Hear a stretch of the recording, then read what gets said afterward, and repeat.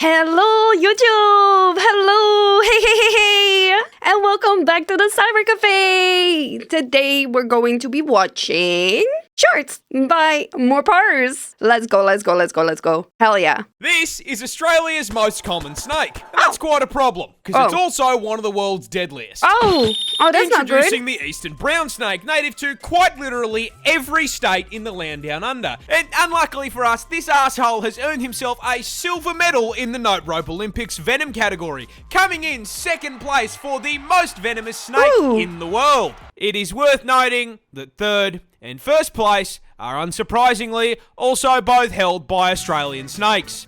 Why does Australia have so many venomous animals, dude? Like, what did they do? Did they piss off the gods? Like, what happened? Because God hates us. However, unlike first and third, the toxic middle child here is a far larger problem. Because putting it lightly, he's a cunt.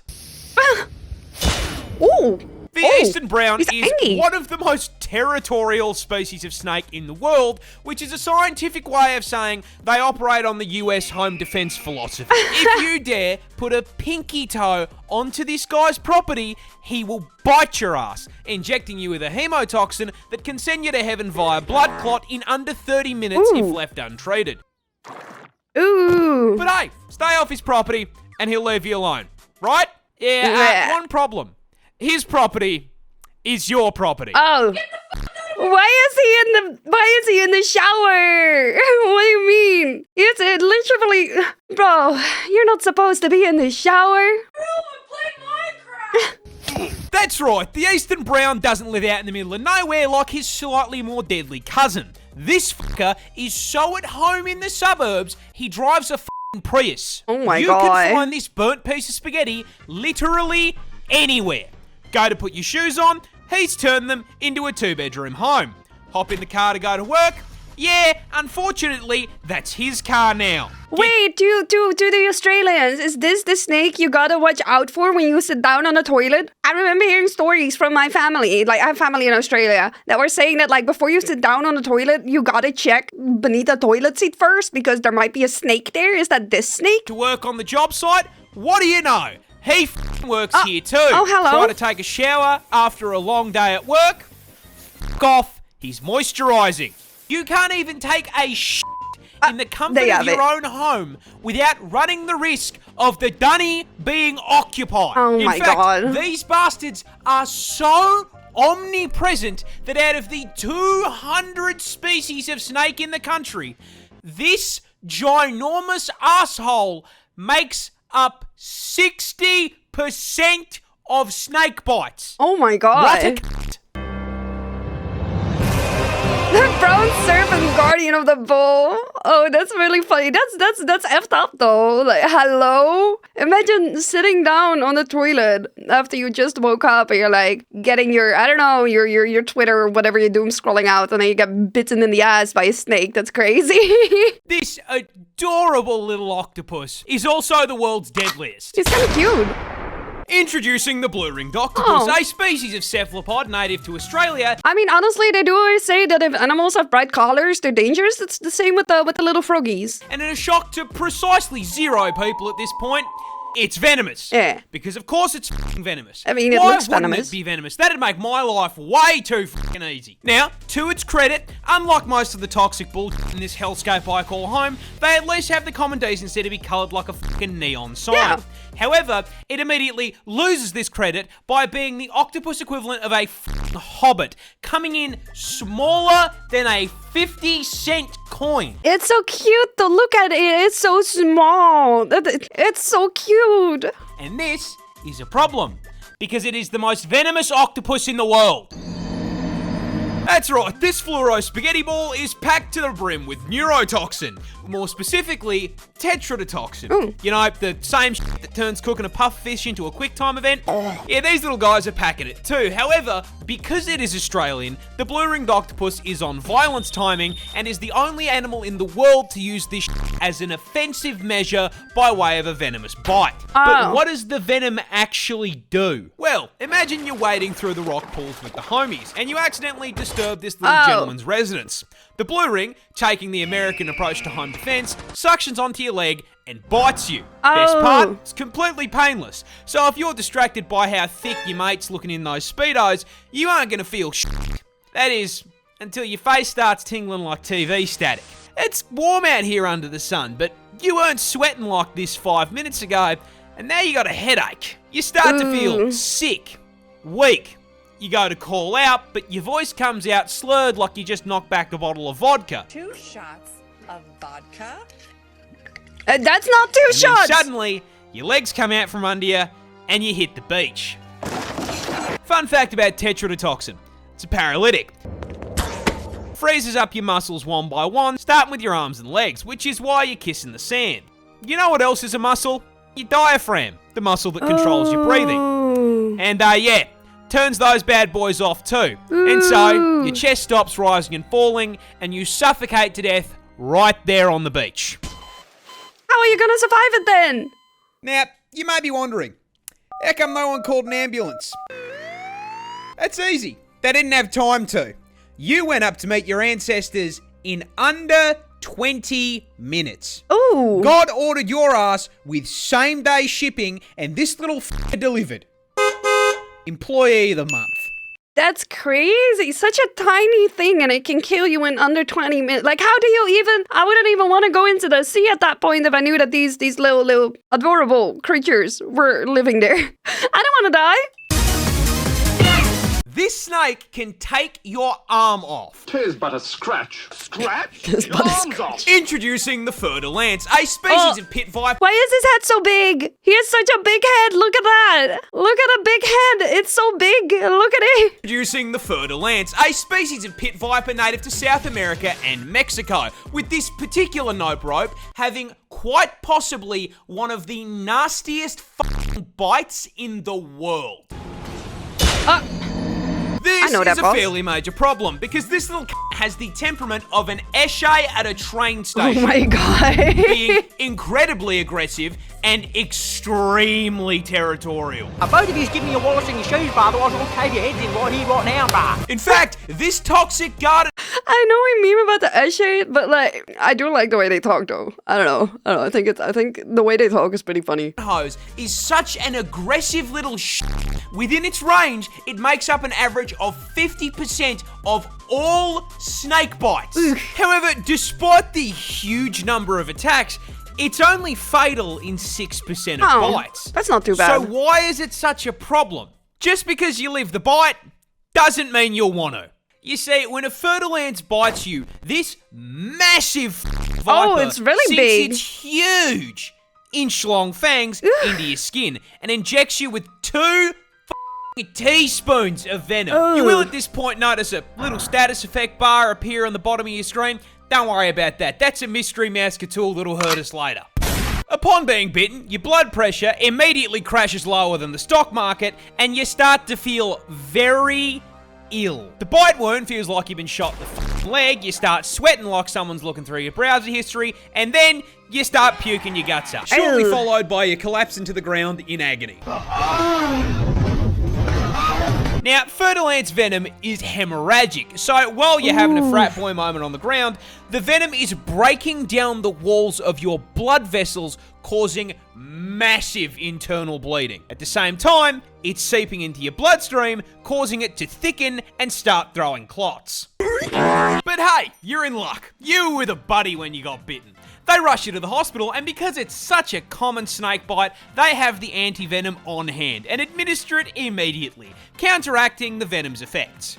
There is just one problem. Oh no. The mystery mouse tool is still there, because anti-venom is not necromancy. So, all the dead tissue around the bite caused by the blood clots and internal bleeding, yeah, still very dead. In fact, it's so dead that it is rotting on your still alive body in a process called necrosis. I can't show you a photo of necrosis because it's genuinely disgusting, but to put it in a term you can understand, the snake applies scarlet rot. Oh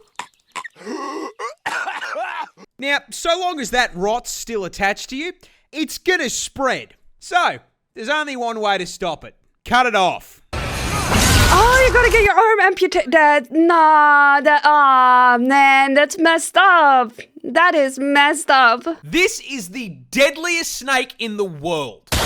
Introducing the inland taipan, and being the deadliest kinda venom cute. noodle in the world, I will give you exactly like one snakes. guess as to where it I don't know, I think it's very unfortunate that so many snakes are so incredibly dangerous because I genuinely think they're very cute animals. I really like snakes. is found.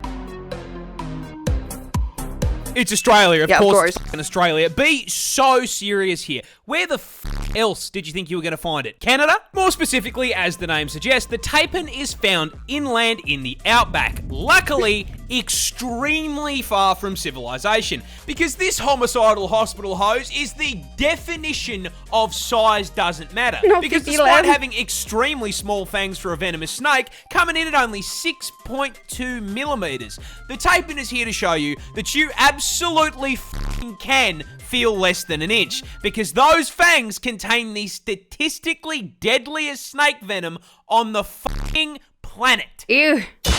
Yeah, taipan venom is a pina colada of pain, containing, but not limited to, hemotoxins to cause Ooh. blood clots, myotoxins for paralysis and necrosis, nephrotoxins to shut down your kidneys, and 3 different kinds of neurotoxin. Ooh. Needless to say, if it bites you, you will get a headache, vomit up the entire contents of your stomach, collapse to the ground in agonizing pain, and then your heart and lungs will stop, sending you to meet God in under 15 minutes. That is a very spicy cocktail of multiple toxins. Ooh. Ooh. And that venom is so fucking potent that one bite contains enough toxin to do that to 100 people. But What does the it need that funniest for? part of this snake's venom is that in the wild, They only hunt rats and fucking mice. Wait, The deadliest venom on the planet, and they are using it to pack up Remy the rat. What do they need it for? That if they're hunting, like that's a little bit overkill, don't you think? Oh, like just a little bit of overkill. It's like hunting a rabbit with a fucking AWP. That's the cutest f***ing thing I've ever seen in my entire This is the deadliest. Komodo dragons Komodo are horror dragons. villains. I mean, seriously, this industrial-sized lizard Look at is him. Easily one of the biggest assholes in the animal kingdom when it comes to hunting methods. I really like their tongue. They go like blum, blum, blum. like the snakes. They have like snake tongues. Packing a PhD in suffering and a double degree in biological warfare purely because they cannot be expending effort to hunt. I mean, You fair. see, Godzilla's little cousin here is the largest lizard in the world, weighing up to 166 kilos and being a Yo, he's a fat fuck. 3.13 meters in length, which means, for the short kings in my audience, if you're brave Tyler enough, One clip. bang a motor transport right there. Now, That's being the reptile crazy. equivalent of The Tyler One slander, man. a Cadillac Escalade means that the Komodo dragon needs to consume a lot of calories to keep that bulk going. However, rather than using that bulk to proactively chase down and body slam its prey, they can take down prey 3 times their size. Jeez. Because as if being a reptilian tank was not enough, they are also venomous. And this isn't Of just your course they run-of-the-mill are. snake venom that, gives you a nice quick 15-minute death. No. A Komodo hunt starts with it running up to its prey and giving it a nice big chomp on the leg, injecting it with hemorrhagic venom. After biting, the Komodo Damage dragon over time. backs off and just sits there watching. The confused and bewildered animal runs off into the forest, leaking blood, allowing that Komodo dragon to track it like a DoorDash order. A week goes by, and that bite wound isn't closing because hemorrhagic venom prevents blood clots. So, the animal is still slowly bleeding out, and the Komodo is still watching. More time He is evil. He is a sadist. That's that's so mean. Just watching your victim bleed. Ah, man. passes. That bite wound gets infected because Komodos are carrion feeders, meaning that the inside of their mouth is full of enough rotting flesh and bacteria to give Asmongold a run for his money. The infection begins to drain the animal's strength, and the Komodo is still watching. Evil. Another week passes. The infection has spread, and the flesh has begun to rot. And you best believe that ass lizard is still there watching like he's waiting for his meal to heat up in the microwave. I mean, technically, isn't that what he's doing? He's like preparing his meal. He's a carrion feeder. Like he's just preparing his meal. It's literally like watching your meal in the microwave. Once the bleeding, disease-ridden animal becomes too exhausted to move on its own and collapses, the Komodo strolls over and eats it alive, shredding it into chunks if it's larger, Nah. or if it's small enough, swallowing it whole as it screams on the way down. Yippee! My autistic dolphin came in. Even for me, man, that's fucked. Who wins? 100 men or one gorilla? Well, to get your answer, we're going to have to look at our fighters for the most anticipated cage match of 2025. And in the red corner, standing at an impressive 6 feet tall and weighing a ridiculous 220 kilos, we have one singular silverback gorilla. Stepping into the ring to settle the score against humanity for what we did to Harambe, this fighter is bringing some impressive physical strength, capable of lifting up to 800 kilos of weight. That's meaning a lot. that if it gets its hands on you, a gorilla is more than capable of picking you up and doing you the same way that Hulk did Loki. Dong, dong, dong. Now, on top of being stronger than Eddie Hall, they also have an unreal reach advantage with a 2.6 meter wingspan, And they got which is a fairly pretty long major arms. problem because a right hook from a gorilla produces 2,700 pounds of force. To put that into perspective, the human skull shatters at 1,400. So if Winston hits you with a haymaker, your head is going to pop like a watermelon. Ooh. And with the cage fight following the Mortal Kombat rule set, we can also factor in the gorilla's bite. Because despite being a pretty gentle herbivore in the wild, they have one of the highest bite forces on the planet at 1,300 PSI. That is 100 PSI more than a polar bear. Oh, crazy. And now, with our fighter statistics out of the way, let's get down to business. Can our gorilla win a fight against the 100 average men in the blue corner? Place your bets. Let's see who comes out on top. Yeah, look, I'm going to keep it real with you. Even with those stats, Winston here is getting bodied. I'm sorry, he's going back to the spawn room. Do not pass go. Do not collect $200. Directly to hanging out with Harambe in heaven. 100 people, it's just too fucking many. He's getting jumped. However, not to say he's not going to take a few with him. My guess is one guy runs up and gets swatted across the cage like a toddler, shatters his ribs against the bars. Second guy gets grabbed by the leg and given the Hulk treatment. About 6 other guys cop swings to the head and die instantly from broken necks. One dumbass is probably going to try to hit him off the top rope and get done the same way that Omni-Man did Nightwing. But at that point, the crowd probably jumps in and realizes that there are still about 90 of them and it's over. Yeah, Not that like the I don't know. fight There's even needs to just too many humans. There's too many. But it wouldn't be the first time we lost a gorilla to human stupidity. Yeah, rest in peace, Harambe. A gorilla can't beat 100 men in a fight. He gets jumped. But that begs the question, which animal does win? Is the hippo? And the answer, stepping into the ring at 5 meters long and weighing in at a genuinely frightening 4,500 It's the hippo! kilos, I present to you the hippopotamus. Look, it's so cute. Yo, hippo. Yeah, look, a hippo causing a 100-long line at the gates of heaven after a fight is honestly pretty plausible. You see, despite the fantastic Look at PR him. work Moodang has done for the hippopotamus community, Like, look at him. He's so cute. change the fact that Moto here is a sentient Ford F-150, the temperament of a fucking serial killer who can win this fight for one very specific reason. You can't fucking hurt it. You say the hippopotamus is possibly the tankiest land animal on the fucking planet, packing an unbelievably thick 2-inch hide. Now look, we all know 2 inches is a lot, especially in the sheets, but in the streets of the African savannah, this makes them practically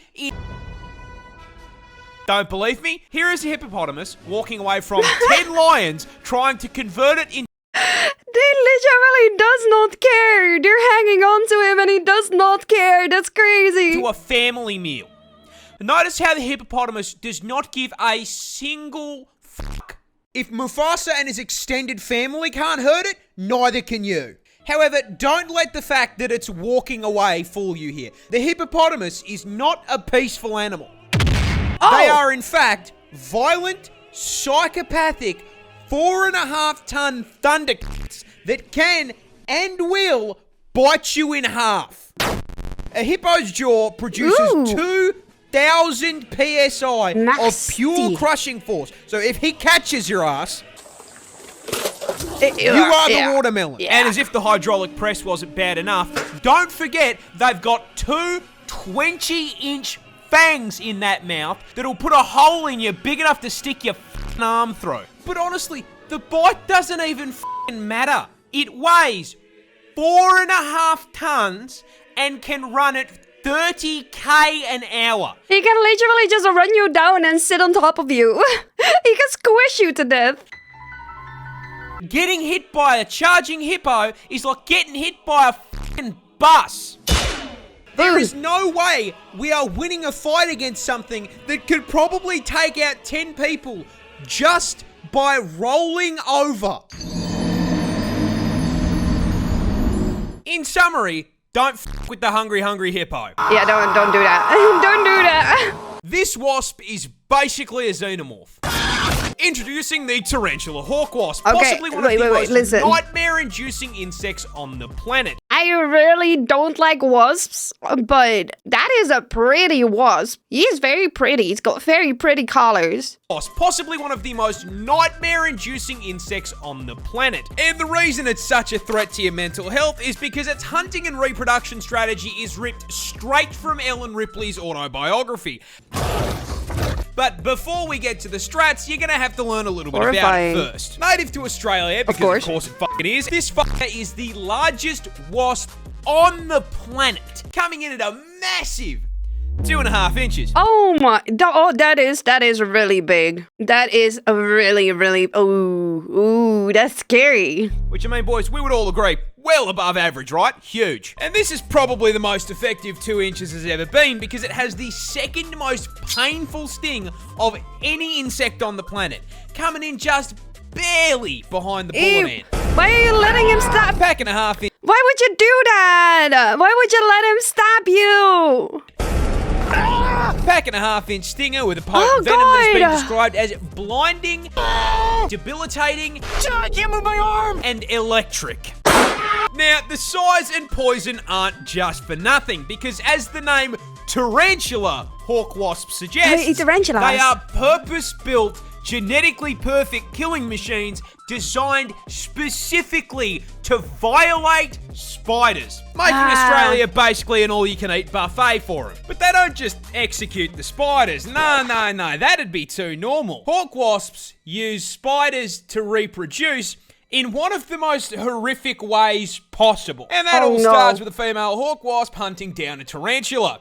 As the buff bulking spider takes a wrong turn down a dark alley, the hawk wasp, noticing the 8 sets of TNs on his feet, proceeds to fucking jump him, flying down from above to land a sting into the spider's abdomen, instantly and permanently paralyzing it. Oh the my Bug God. Harbor Butcher then proceeds to drag the still completely conscious and aware spider into an isolated kill room, which is where the fucked up part really begins. Because our wasp isn't hungry, it's pregnant, and proceeds to lay its egg on the paralyzed spider's abdomen. After about 3 to 4 days, that egg hatches into a larvae. A very, Hungry. Very hungry larvae. Fortunately, there's a whole bunch of fresh food right here underneath them. That food being the still paralysed, still very conscious and aware spider. The larvae burrows into the spider's abdomen and gets to work converting it into a KFC family bucket. Okay, listen, I don't like spiders, but I'm starting to feel bad for this spider. That is fucked up. Consuming it from the inside out, purposely avoiding vital organs to keep the food nice and fresh. After it's done consuming a living horrifying. being, the larvae breaks forth from the demolished corpse like a fucking chestburster and fucks off to continue the generational arachnid violation. Anywho, good luck getting any sleep tonight. I wonder if that's what the alien movies were based on. That's horrifying, dude. What the hell? Australia has just found zombified bugs. That's right, we are closer to the Walking Dead Down Under than you think. You see, just recently, a scientist by the name of Dr. Francois Broussard made a trek out to the remote savannah of the Northern Territory with the goal of finding and cataloguing brand new species of insect unknown to science. I mean, me personally, I think we've found more than enough bugs, especially considering that half of them can send me directly into the fucking soil. Okay, but at the same time, it will be a good thing to discover them so that you know they exist, so that if they send you underneath the soil, you at least know what it is that killed you. I know, right? Anyway, on his trip to the middle of fucking nowhere, he stumbled across a colony of spiny savanna ants, which is a pretty normal thing to find out there. However, getting closer, he noticed something a little off. You see, the main ant colony was fine. Completely normal. However, the several disfigured and deformed ant corpses clamped onto shoots of grass surrounding the colony like a Bug's Life version of Vlad the Inhaler. Yeah, those were significantly less normal. Broussard, mildly unsettled by the ant gore on his timeline, took samples for inspection and upon getting a closer look, realised something both really cool and really spooky. The ants had been overtaken by fungus. Oh. Red ones. More accurately, a previously unknown strain of the cordyceps fungus, Oh, infamous God. around the globe for its ability to create zombie bugs. Oh, God. And the way it does it is unbelievably horrific. You see, it begins with a spore landing on an ant and producing a thin rope-like strand that penetrates and attaches to their exoskeleton. Ew. At which point, the ant gets a little timer on his hotbar, counting down to a family reunion with his ancestors. Once inside, the fungus begins to take control of the ant's body and brain function. It's kind of like those other, I think it's with the praying mantis or just mantis in general. We have these worms that make them walk towards the water because they reproduce in water. Completely changing their behavior, replacing their colony-focused mindset with one single goal: climb. Its fungus-riddled mind drags its rapidly deteriorating body to the closest high point, which is usually a plant, with its final act being to clamp its mandibles onto the stem in a death grip. Finally succumbing to the infection and being completely consumed, its corpse blossoming into a fully grown cordyceps fungus and raining down spores onto the rest of the colony Oh to God. continue the cycle of infection. Now look, I know this fungus no. is found elsewhere in the world, but it's a new strain and it was found in Australia. With my luck, I'm going to be playing The Last of Us against couch-sized spiders within the fucking week. What if a fungus learns how to take over other animals at some point and then humans? You know, that would be crazy. Koalas are really dumb. They are. In fact, Australia's fuzzy icon is probably the dumbest thing on the planet. Yeah. And that stupidity starts with their diet, because of all the things they could have chosen to eat, they chose to eat nothing but straight up poison. Yeah, eucalyptus. You see, koalas feed exclusively on eucalyptus leaves, which, shocking no one, are highly toxic, because they are full to the brim with eucalypt oil, which is so fucking poisonous that as little as 3.75 mil is enough to land you in the afterlife, with the Reaper asking you why the fuck you felt the need to eat a leaf. Yeah, and it's also, these are super oily, and because of that, you can have like fires starting and stuff, and it spreads very easily. I remember these being a problem in different countries as well, because someone brought them over. Why? Oh, it's also highly flammable and burns like napalm. Yeah. Because Australia. Now, Yeah. despite nature putting up this giant do not eat sign, that did not stop the koala, because he can't fucking read. This suboptimal bulking diet not only gives the koala all in the way of nutrition, but also requires their body to rest to filter out the toxins so they don't cark it. Cute though. Meaning they need to spend upwards of 18 hours a day sleeping in order to just digest their food. But look at him though. He's so cute. Look at him. These dumbasses spend most of their life in a food coma.